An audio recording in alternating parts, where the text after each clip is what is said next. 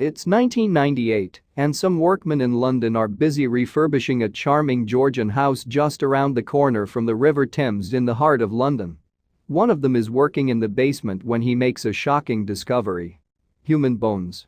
Police are summoned, but analysis later shows that they are 200 years old.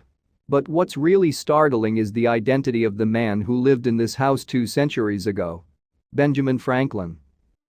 Historians were petrified when they found one founding father's basement filled with human bones.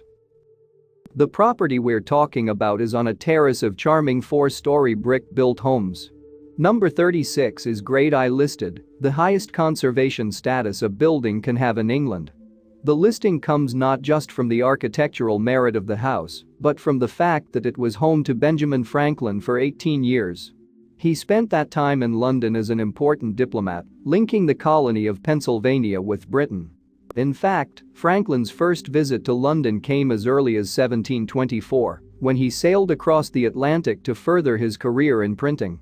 On that occasion he stayed only for a couple of years, but when he returned in 1757, it was for a much longer stay. In fact, from that year until 1775, he spent just 18 months in the American colonies. So the connections between 36 Craven Street and Franklin are strong. Built in 1730, the 4-floor house with basement was relatively new when Franklin first moved there in 1757. The first occupant had been one John Hodson, but in 1748 Margaret Stevenson took on the lease. It was she who would become Franklin's landlord. Stevenson had a close link with Franklin because she was the mother-in-law of his good friend, William Hewson. We'll hear more of him later. The house was built with wooden paneling in many of the rooms, and 4 stories were above ground, with the basement below. Franklin only rented part of the building and seems to have been quite happy with his London home. In a letter to his wife Deborah, who stayed in America, he wrote, "I lodge in Craven Street near Charing Cross, Westminster. We have 4 rooms furnished, and everything about it is pretty genteel." The location of the house was certainly convenient for Franklin, with all the diplomatic business he had with the British government. The Houses of Parliament are not much more than half a mile away. As we've seen, Franklin only rented part of the property, and it had been built with the intention that it would be rented to lodgers. This use continued until World War II. During World War II, like so much of London, 36 Craven Street suffered bomb damage, but this was made good by Caroline Batch, a great-great-great-granddaughter of Franklin, and various American institutions with an interest in the great man.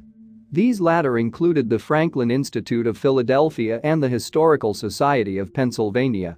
Later, a group called the British Society for International Understanding occupied the building for a time. According to an article in Nature magazine, the society was a charity formed in 1939 to promote among the British people a genuine understanding about other nations. It now appears to be defunct. In 2006, the director of the Franklin Museum, Marcia Balashino, told American Heritage, "I always have to tease out what's fact and what's lore." One of the bits of lore, which is completely unsubstantiated, is that the society was a front for the CIA. As the 20th century went on, number 36 seems to have been abandoned and to have become increasingly dilapidated. Fortunately, rescue appeared in 1978. The knight in shining armor that arrived to save the Craven Street home from collapse was a group led by Mary, Countess of Bessborough, and called the Friends of Benjamin Franklin House. We can thank this group of heritage fans for the fact that the house still stands today. According to a 2003 article in British newspaper The Guardian, the rescue came just in time. The story noted that the house had been on the brink of tottering collapse. In 1989, the British government handed the freehold of Franklin's old home to the Friends. That meant the organization could now do some serious fundraising to fully restore the property to its former glory.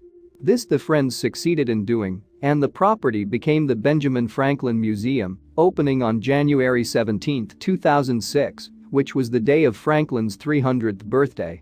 The restorers of the tumbledown house had made painstaking efforts to restore the property, just as it had been when Franklin had lived there. Duplicating 18th-century practice, plaster was made from goat hair, lime and mortar. Where new timber was required, it was salvaged from an 18th-century building in the city of Bath. The Friends of Benjamin Franklin House had overseen a highly successful restoration of number 36. But it wasn't that work that had attracted the most press attention during the refurbishment. Rather, it was an incident not long after work on the house had started in 1998 that had grabbed the headlines. A gruesome discovery in the Craven Street home's basement had caught the imagination of journalists and the public alike. About a month after work had started at number 36, one of the restoration team, Jim Field, was working in a basement room. It was a windowless affair that extended under the garden of the house. There were traces showing that a pit, about 3 by 3 feet square, had been dug into the floor of this cellar. At the top of this filled-in hole a large bone was easily visible. It quickly became clear to Field that this bone was a human femur. Police were called and eventually some 1,200 bone fragments were retrieved from the pit.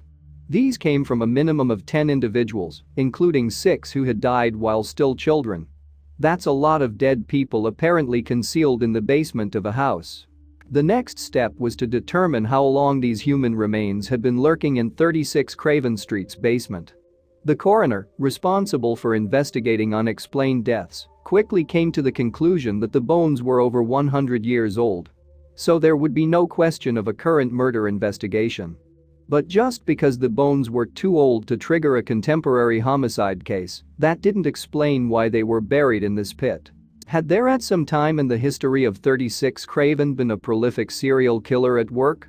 The affair became even more puzzling and grim when archaeologists carried out further excavations a few months later. More human bones were discovered as well as a variety of animal bones, including those of fish, birds, and dogs. Bizarrely, the researchers also found the remains of a turtle. This pit, which would originally have been in the garden of 36 Craven Street, had been prepared with great care. An article in the Archaeology International Journal described it, stating, "It was apparently a carefully constructed burial pit in which layers of mixed human and animal remains, pottery, glassware and other material were interspersed with spreads of slaked lime and earth. Somebody had gone to a lot of trouble." So was this the work of a fiendish criminal mastermind? And given that he'd lived there for so many years, could this ghoulish fiend be linked in any way to Benjamin Franklin? We've seen that the coroner had already established that the bones were more than a century old. But to try and find out more about the origin of the human remains, more precise dating was essential. Dr. Simon Hilson of the Institute of Archaeology at University College London now examined the bones to try and determine their age. The conclusion? They were around 200 years old, a dating which meant that they could have been buried at the time Franklin lived at the house. So did the eminent American dabble in mass murder as well as politics and science? Dr. Hilson found plenty of evidence to show that the bones dated from the time of Franklin's presence in London. But he also discovered a possible reason for the presence of those bones. One that did not point towards murderous activity by Franklin or anyone else. This explanation for the presence of those human remains hung on the activities of Franklin's friend whom we mentioned earlier, Hewson. Hewson had been a student of anatomy in London at a school run by William Hunter and had continued his studies in the Scottish capital, Edinburgh. Then in 1762 he had moved back to London and became a partner in Hunter's institution. But for some reason the two had quarreled and Hewson had decided to set up his own school in 1772. Obviously, if he was to run an anatomy school, Hewson needed premises. It so happened that his mother-in-law owned a house, which was of course the property at 36 Craven Street. As we know, that's the very house in which Franklin lived, and Hewson decided it would be just the place to set up his new academy. So at the same time as Franklin lodged at number 36, so did Hewson's anatomy school. Now, if you're going to teach anatomy, one of the most effective ways to do it is to demonstrate the finer points of the craft by dissecting actual human cadavers. But in mid-18th century Britain, although dissection was common enough, how the bodies for this were obtained was a highly murky affair. In fact, it was on the very borders of legality and respectability. There was an entire class of men called resurrectionists who specialized in providing cadavers for dissection. They often plied their grim trade by digging up recently buried bodies from church graveyards. It's also said that they often ferried their grim cargo along the River Thames. And as we mentioned earlier, 36 Craven Road is just a few minutes' walk from the banks of the river, which would have been convenient for Hewson. Since Hewson was likely to have been obtaining his dissection subjects from highly questionable sources, it followed that he would have needed to dispose of the remains of the cadavers discreetly. And where more convenient than his own back garden? When the corpse pit was dug, it was actually in the garden of number 36 in an area that was covered by a later extension of the house. How sure can we be that the human remains found at Franklin's London home actually originated from Hewson's anatomy school? In fact, researchers have unearthed an impressive amount of evidence that this was the case, leaving founding father Franklin free from the accusation of being a serial killer, American patriots will be relieved to hear. So what is this convincing evidence? The facts have been marshaled by researchers at University College London's Institute of Archaeology. They found that in many cases the bones had been cut in ways that indicated the hand of a skilled anatomist engaged in a dissection. As Archaeology International reported, these are the classic cuts used in preparing specimens for anatomy classes. Another compelling piece of evidence came from the turtle remains we mentioned earlier. Part of a turtle's spine was found in the burial pit, and adjacent to that were some traces of mercury. Hewson was well known for research he did into the lymphatic system. He conducted some of the research on turtles, injecting mercury into their immune systems to track the way it flowed. Hewson sometimes used vermilion dye for the same purpose, and some of this substance was found in the bones of a dog from the pit. So we have evidence of dye and mercury used to track the paths of lymphatic systems in animals, coupled with the surgically precise cuts on the human bones. These factors add up to powerful evidence that the remains found in the Craven Street basement were connected to Hewson and his anatomy school. Franklin might well have known what Hewson was up to with his illicitly obtained human bodies, but he certainly didn't kill the unfortunate owners. Franklin might have been on the periphery of some rather suspect activities that went on at 36 Craven Street. But after all, Hewson wasn't really a criminal.